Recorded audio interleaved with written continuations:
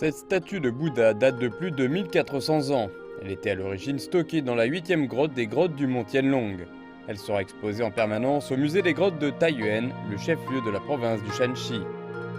他的脸相呢是比较宏远的而且他的眉毛呢是弯弯的。Cette statue de Bouddha a des joues potelées, des sourcils arqués, des yeux fermés et un sourire paisible, reflétant un style typique des statues de Bouddha de la dynastie des Sui et les caractéristiques esthétiques de l'époque, ainsi que les compétences supérieures des artisans sculpteurs.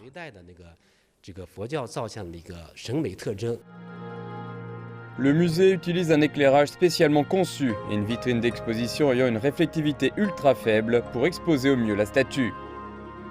天龙山那个隋代的第8窟。 La 8e grotte des grottes du mont Tianlong, qui date de la dynastie des Sui, a une valeur historique importante et notre exposition présentant la statue de Bouddha rendue pourra aider les visiteurs à imaginer à quoi elle ressemblait dans sa position d'origine dans la 8e grotte et la situation dans les temps anciens.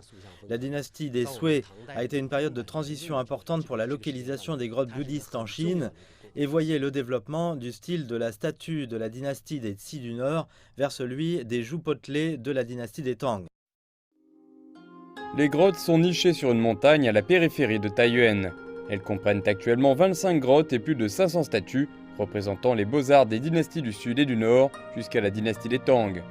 Dans les années 1920, plus de 240 sculptures ont été volées lors du pillage des grottes.